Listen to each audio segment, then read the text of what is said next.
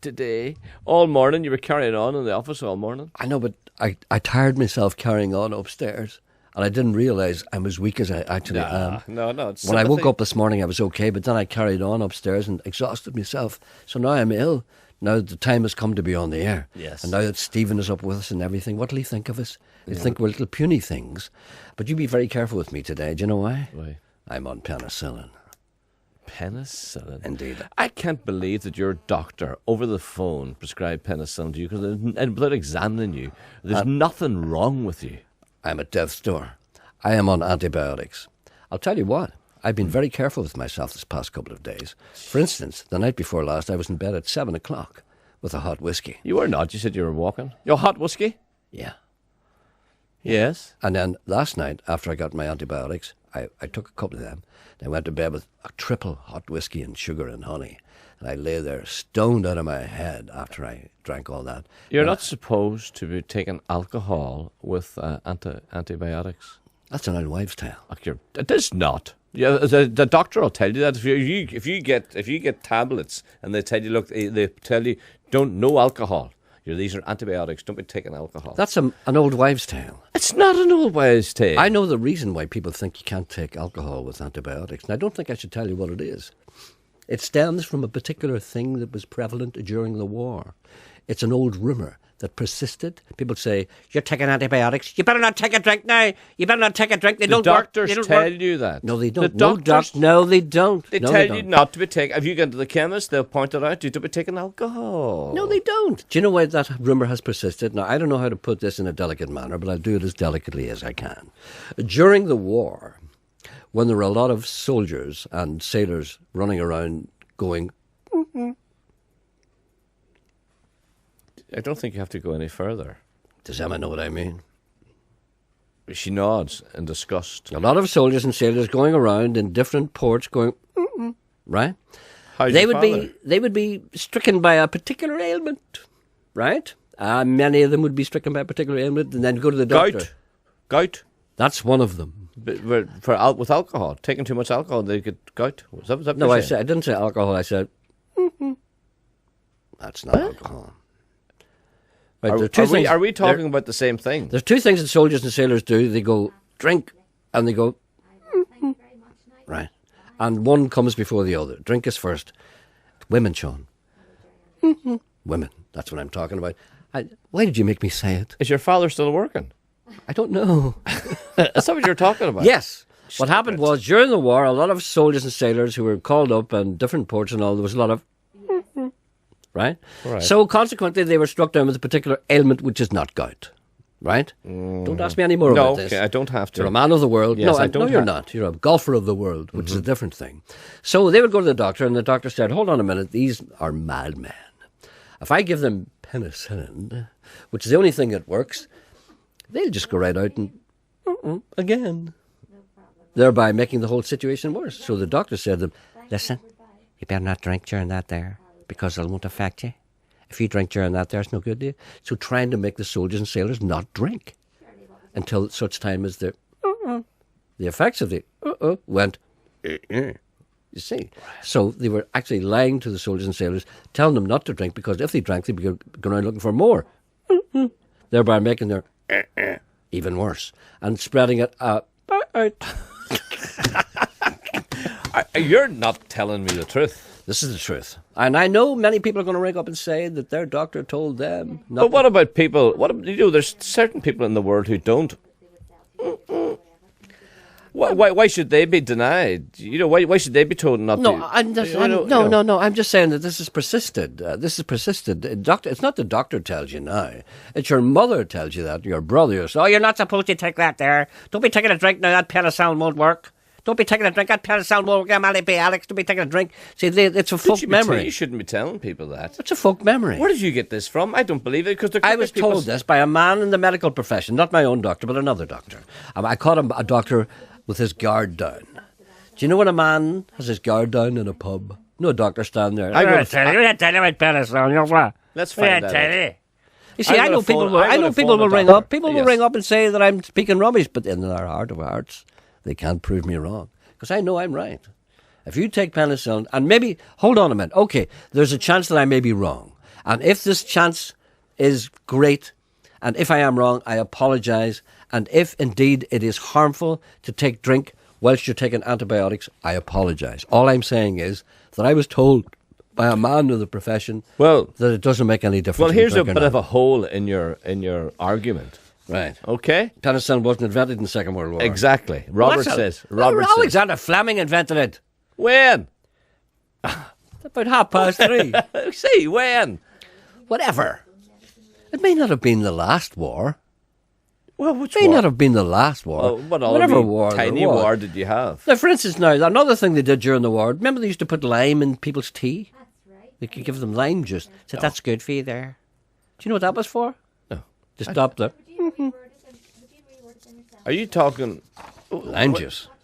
I've never heard of people putting lime in Well, that's tea. what they used to give them. Is that the same as what they give soldiers when they go away to camp? Yes. And prisoners. All that stuff, yeah. Yeah, same thing. Same thing. Effect. Listen, I don't know why we're bothering with this at all, actually, because... Stephen's on one. Is he? Yeah. I don't know why we're bothering with this at all, because a gentleman has given me the script for the start of the show. Right. Do you want me to read it? Yeah. Gerry. Good morning, ladies and Coyle. I was thinking about you last night as I was walking. I thought to myself, I wonder if Gerry ever had a wooden spinning top when he was a wee boy in short trousers. Gerry, that's all very interesting, Sean, but do you know that I didn't watch on TV last night, EastEnders? Gerry, we really must get on, Sean. If you want to contact the show, our email address is Coyle. I was talking to a man last night. He says he saw you once coming out of a shop. Gerry, as I was saying, our email address is Coyle, you look very thin today in that wee shirt. Emma says you look thin too. Our email address is have you been this morning? You don't look right. Yes, I have been, Sean. Now, if you don't mind, do you know what you never see now? Men cycling home on the Saturday night with a pound of special mints and a carrier for the Sunday dinner. God give me strength if I may continue. Cooey, you're pinking in Ballymena. We'll be back after the news. That's very clever. And very accurate. That's the first half hour. We can stretch that out for an hour and a half. I was enjoying that. Sit there laughing. I like it when Emma laughs. I know you do. I know. Hello, good morning. Hello, Gerry. How are you, sir? Very well, how are you? I'm fine, thanks. This is a very quick one, Gerry. Not necessarily for you, but maybe for one of your listeners. I know you don't like talking about old cars, but I need a part for an old car. For God's sake. I know. What kind of an old car have you got? It's a Triumph. It's an old 72 Triumph, a Mark IV Spitfire. A Mark IV Spitfire? Mm-hmm. That sounds fairly... what's the expression? A great piece of kit. Isn't that what they say? Mm-hmm. Well, it's a great piece of kit without a horn. Without a horn? Well, right. So what, you need a horn for it? It's the centre of the steering wheel, the wee button that you press for the horn. It's all there, but it's come apart. And there's a plastic ring that keeps the whole thing together. It's gone. So it doesn't stay together. And if anybody that's listening that has old cars or would have one of these spare, I'd be willing to travel and pick it up if they have one. Mr. Coyle is marvelling at my self-control. Yes. Aren't It's great, sir. You're actually questioning this man about this. You see? I look at all those opportunities for jokes that I just let go. I know. All right, then. So give us that again, would you please, sir? Okay, right. It's the horn, the centre of the steering wheel from a Triumph Spitfire, a 72 Triumph Spitfire, which is the bit you press. Yes. It has disintegrated. Part of it is gone, and the assembly won't stay together. So if anybody has an old steering wheel for a car like that, or from that sort of model... That sounds like a political forecast. The assembly won't stay together. You said it. All right, then. So people out there who know about this sort of thing, who know about Triumph Spitfires, will know exactly what you mean. Whereas we ordinary people don't. I was never into sports cars. We don't care, Sean. No, but the sports... You're a sports car man. Me? You, yeah. No, I'm not. Are you not? Not at all. I spit on sports cars. I would take you for a sports car. Absolutely not. Do you know what I hate about sports cars? It's too low. No, my wife loves sports cars and she keeps buying them, and you know they're lovely. No, I know they don't do. No, do you know what I go? I go in and I sit in them and I drive maybe a little while and I get out of it and I say I can't drive that thing. Yeah. Do you know why? You can feel every bump on the road, feel every pebble you go over. I like a big car. You just sit there and you don't feel nothing. I don't want this idea of being close to the road, having control, yanking around the bend. I can't be bothered with that. I just want something that... Do you know what I like? I like a car that feels as if it's driving you. Do you know what I mean? Yeah. I like to sit in the car and you feel as if the car is actually taking you from A to B. You get the feeling that there's no wheels on a sports car. Exactly. And you feel as if you're running. Yeah. It's terrible. I hate the things. That's anyway, terrible. That's neither here nor there. Robert Spitfire. No, but Robert, I will fight to the death the right of men to have Spitfires. And we will get this man his horn. There's no reason at all why we shan't. The number to ring is 08459 555 678. Okay, sir, people will contact us, I'm sure, with a whole variety of horns. Good man, Gerry. Thank you very much. Not at all, thank you. Thank you. Bye-bye. Thank you. I thought my restraint there was remarkable. We're told that Fleming... Did you hear that? Did you hear that? I'm told that your man, Fleming, invented the Barry Fleming? in September 1928 after the First World War, and then someone else says, no, it was 1948. So there's 20 years of difference here. Well, there's a way around that. There's a man on too. Maybe perhaps if Emma would stop adjusting her nylons, maybe she could log on to the invention of penicillin, Mr. Barry Fleming. He also made a wonderful record recently called Housebound Honey. That's why she was housebound. Emma, would you check that out for us when Mr. Fleming invented penicillin? I suspect it was well before the Second World War. Right. And I suspect that the story that I told about the men getting penicillin and being told by the doctors that it doesn't work if you drink, I suspect that this is also true. Yeah. And I expect the two of them to be intertwined. Okay. And I expect to be proven right. But then again, you will do your damnedest. Well, how come you never heard that before? You've been an old docker. I'm not an old docker. Yes, you are. I'm not an old... What makes you think I'm an old docker? No, what is... I know you're a longshore man. I'm not a longshore. Yes, you do you know the origin of that word? Do you know that's Irish? Yes. Longshore means ship. But you're a longshore man. Debbie, you ever wonder what that meant, longshore? It's an Irish word. I know, but a lot of people don't know that. Longshoreman means a man who works at ships. Yeah. But people say, oh, it must be longshore, something to do with a long shore. But it's not longshore, it's Irish. Right. Anyway, never mind. Anyway, you should have known that. What do you mean I should have known that? There's many things that come to my attention later in life. I didn't know that. Yeah. But do you remember the time? You didn't know that. I didn't know that, no. But I was You still don't believe it. I was never a docker. But I was never a docker either. Why are you saying that I was a docker? I was never a docker. You were involved with stevedores. I was the man. I used to work for a company called Ari Burke and Company, London Dairy Limited, shipbrokers and forwarding agents. And see, I never forgot that. Do you remember the time you took the guys over to Altnagavin? Well, you see, this is the very thing I'm talking about. Yes. This is all connected. Yes, you see. There was a time. How come you didn't know that then? I didn't know that then because there was no need for me to know that then. I worked as a, I don't think you should tell the story. I can. No, you shouldn't. No, I can tell it. Because there's a call on too. It's germane to the story. Yes, well, Jim's on too. It's germane. Oh, right. I worked in a shipping agency, and my job was to intercept boats as they come in. And whatever. Not to intercept them. Intercept them is right. Sound like a pilot or a Spitfire. Like a man, like a horn. And anyway, my job was to go down on the boats and to make sure that all the paperwork was right and say, anything I can do for you, Captain? Yes, I would like 4 dancing girls and a balloon, and I would get them whatever they wanted, make sure they had the supplies, anything that they needed. And if any of the guys were sick, I would make sure they got treatment, if any treatment was available on the boat wasn't sufficient. So I went into a boat one time, I'll never forget, it was called the Richard de la Renaga. It was a Spanish boat. And I went in and I said, Capitan, I said, I didn't speak any foreign languages, but I used to sound as if I did. And the captain said, we have a problem here. Yes. I said, what's the problem? Yeah, there are many men sick. Men are sick. I pretend they're Italian. Yes, it's all right. I can't do a Spanish accent. No, it's good. It's good. There's many men sick here. We need to take them to doctor, to hospital. I said, really? How many? 20. 20. I said, 20 men. Big crew. That's not a big crew for a boat. It's a big crew. It's a big ship.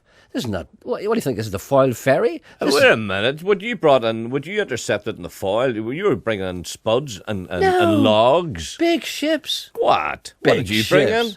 Big ships. You only brought in coal and logs and spuds. No, you know nothing about Londonderry's maritime history. Well, what did you bring in? I brought in everything. What? You bring in everything. Tell me something else apart from what I just... Tractors used to come in. You don't believe? Yes, and I'll tractors. tell you something else. Here's a statistic that will bend your mind.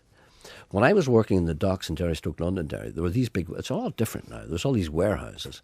And all these ships would discharge their cargo into... There'd be bicycles, there'd be washing machines, there'd be all kinds of stuff. Yeah. Would go by ship.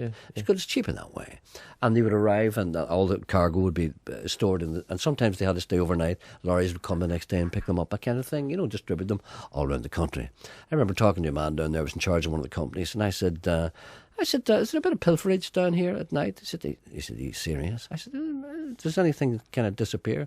He said, do you know how much we have to allow for cargo going missing. I said, how much? He said, a third. It couldn't be a third. It couldn't be as high as a third. I said, in other words, if 30 tractors come in, 10 will disappear. No, He said, yes. No, He's a third. 33 and a third percent. That's a third to me. Anyway, the man says, we had 20 people. But again, no, I don't want to leave the boat yet. That sounds... We're still on the boat. But that sounds a big crew for 20 tractors. It's not a big... No, but you're talking about big boats used to come in there. The reason why they don't come in now is because they built bridges, peace bridges. That stops the ships coming in. All right. And besides, the river's all silted up, which is why they stopped using it. That's why they... Why are we talking about Derry Port here? Go on. We got 20 people go to hospital. Mm-hmm. You see? And I said, 20? I said, what's wrong with them? He said, all the same ailment. I said, what's that? He said, they've all got... Do you know what that is, Emma? Emma knows what it is. So I had to get 5 taxis. 5 taxis. And me and this squadron, not one of which spoke any English at all. I can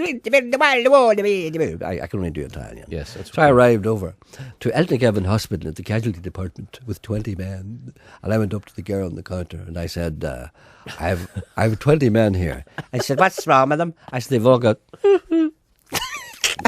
And when they picked her off the ground. Anyway, that's my story, and there's more to it, but I can't tell it. Could you please play something? The treatment was horrendous.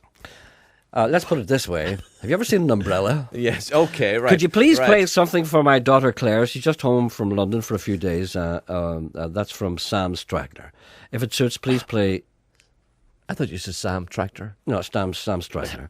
That's a name he uses, but it's not his real name.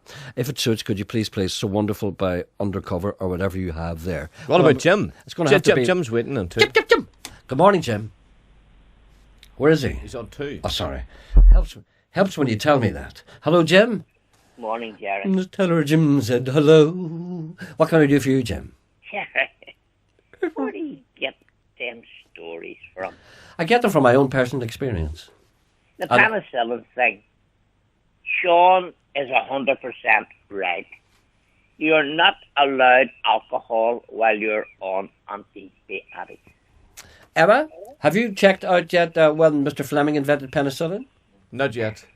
What seems to be the delay? But that's not Jim's point. No, the point is I need this information before I carry on with the argument. Don't you think Emma could get her finger out? Why don't you get it out? Because I'm busy doing the programme, that's why. That's what you people are there for. Emma's on the phone. Well, why don't you put it down? You could Google penicillin while you're talking to Jim. Oh, all right, Google penicillin, talk to Jim, Yes. make sure the mic levels are okay, get a record ready for everything, check my emails all at the same time. What do you think, I'm some kind of chimp?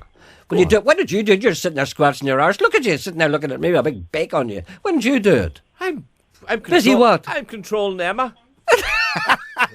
I resent that. Oh, you know it. Emma. Anyway, he's wrong.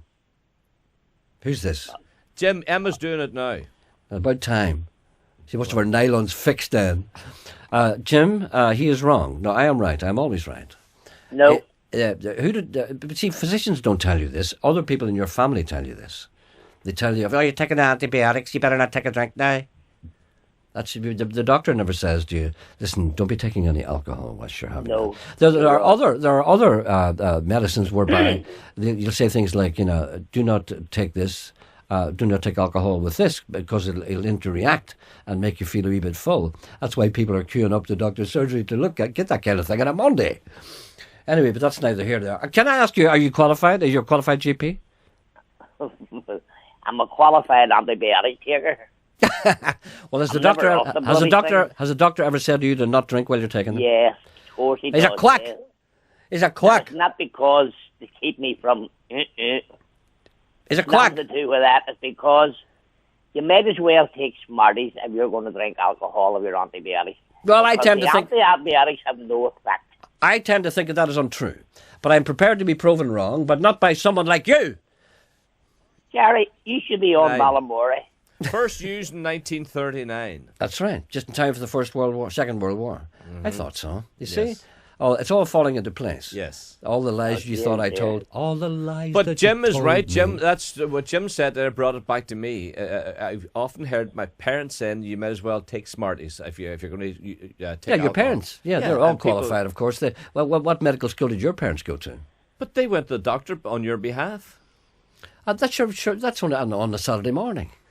See what I did there? Yeah. See what I did there? Wasn't that good? Wasn't that good what I did there? Hold on a minute, I'm trying to fix it. What's wrong with this thing? So are we going to get a doctor? What? Shall we get a doctor? We shall not. All right. We're not going to get a doctor. Hold on a minute. What did you do? Jim's away. Is he? The other. All right, he's gone.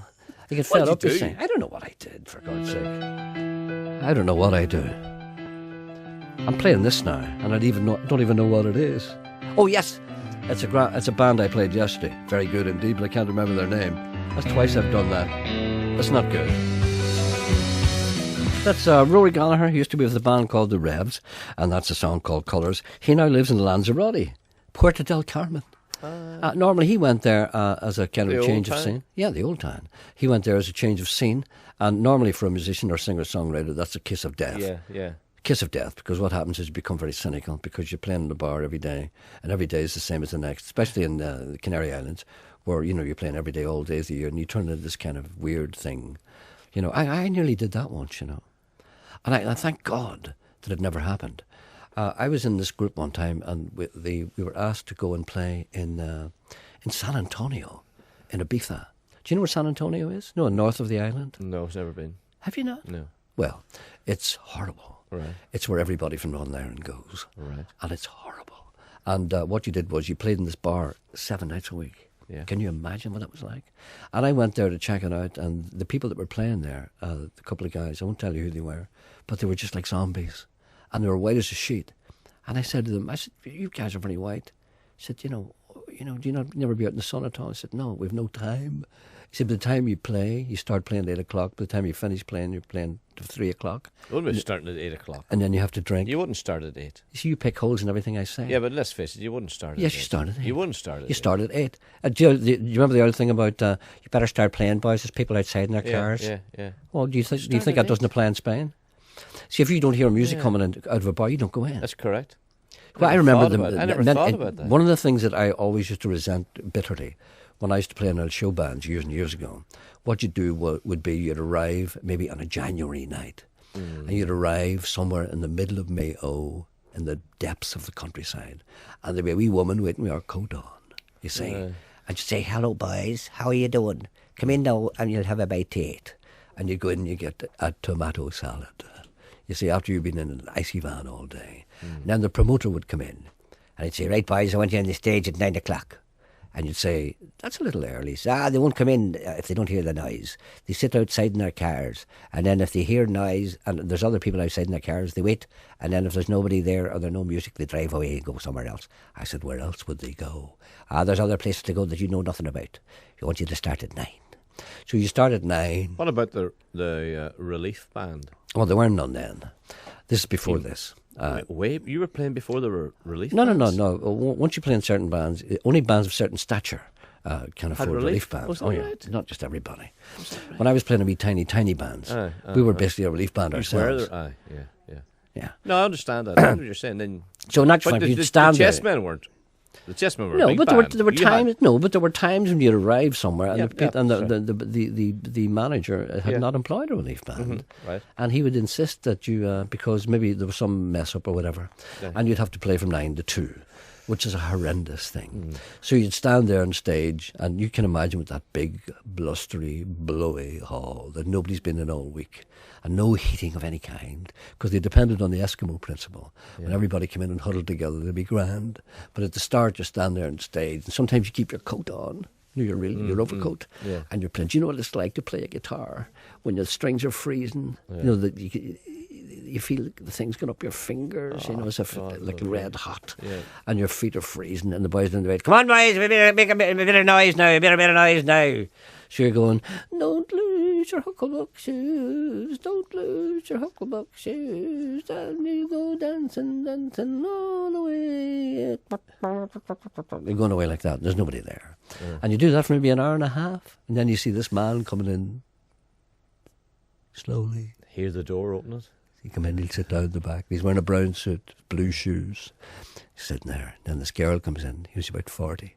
She comes up and sits in front of the stage, and then you see all this. And the crowd don't come in until about 12:30. So you've been playing for 3.5 hours by the time the crowd comes in, and you're so tired and so horribly messed up.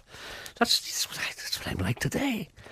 You know, why did I start playing? Where was this leading to? I have no idea. And Anyway, you weren't interrupted, by the way. So I know. Actually, that's what happens when you let me go. Geordie's on too. Geordie, what would he know? I don't know. Geordie, hello. Hello, Gerry. Geordie, how are you today? Very best. And you know what? He's an old army man. You were in the army, weren't you? I was indeed. Did they ever put anything in your tea to make you stop going? Oh, Briffin. What? Briffin. Briffin? Yeah. Briffin? What's Briffin? You take it with your tea, isn't that right, Geordie? They put it into the water. Yeah. Briffin? How do you spell that? Anybody know how to spell that? You don't know? I don't think it was Briffin. It keeps you from looking It's lime. your father. It's lime, isn't it? Yeah. It's lime. Yeah, it saves you from how's your father. Yeah. But there's no problem down there where you are because you're surrounded by new life down there, Geordie. I've got a lovely cockatiel, Have you? Where did you get that? and I've called it Sean. Oh, thank you. Yeah. And it's on his wee swing. It swings back and forth. Janet is very pleased that you've named your horse after her. Oh, well, that's good. Emma, ask Emma what she'd like to be named after. Have you still got your black body, what do you call the thing? No. Pot-bellied. No, better not say that. No, Hooch, he's long gone. Do you remember him? No. Remember Hooch? Oh. Hooch was a wonderful Vietnamese pot-bellied pig. There's a cockatiel on A a swing. cockatiel, and it's called Sean. Yeah, thank you very much, Simon. And it's on his wee swing one, and it loves his fishbone. Does it? Ah. That's good to hear. Fish. Fishbone. Fish bones. Yeah, Fish wait. bones. Yes, why? Anything A wrong with bird that? eating fish. A bird eating fish bones. What's wrong with that? And I got it in Guildford from Henry Frey. They ground up the fish bones. It's like a kind of a... No, you don't grind the you bone see. up as a fish bone. you can't grind stick them it, up. Put it in the cage. But he nibbles at it. Does he? He'll nibble away at Swings it. on it, and it Nibbles goes over and takes a bit of the fish bone. It's all food, And you it know. loves dandelions before they come out of the bloom, you know, before they bloom. What does it do with them? Does it eat them before the bloom? Does it? Is that right? I never knew that. Geordie, this is great. And I'm glad that you called. Anything Well- else you need to say? Is Sean due for his 2 weeks holiday? Well, I don't know. I haven't asked him. I don't pry into his personal Well, you matters. were away now. Well, I will. Well, I'll be away next Monday, of course. I'll be running the. I know, but I think Belfast Sean's Marathon. near due. No, not when is the Belfast Marathon? It's not next Monday. It's the Monday Monday after week, that. Monday week. And then I'll be away for a couple of days in May. Well, Sean is near due for I 2 think weeks. so, Geordie. I think so. it's time you went away, Sean. The sooner the There's been a better. call asking Geordie, can he do the cockatiel sound? But no, it goes. Oh, the whistle. What do you think it did? Spoke Arabic? No, I thought maybe it went. See? I thought maybe it went. No, that's the That's what it is. the cockatoo. That's a cockatoo. Ah. Cockatiel. What's the difference between a cockatiel and a cockatoo? Nobody knows. And I know it's colour, it's like a silverback, a speckly. Okay. Great. Nice. All right, then. Okay, A this is all. lovely wee top, yellow top on his head. This is all great. Okay, Go on. well, thank you, Geordie. Thank you Thank very you. much indeed. Bromide. Good to talk. Bromide. What? Bromide. Bromide, that's it, yeah. Yeah. Bromide in the tea. Yeah, that's it. That's what you Sure, want. you should take a dose of it. That's all right. There's no need for it. Nature has looked after my bromide intake.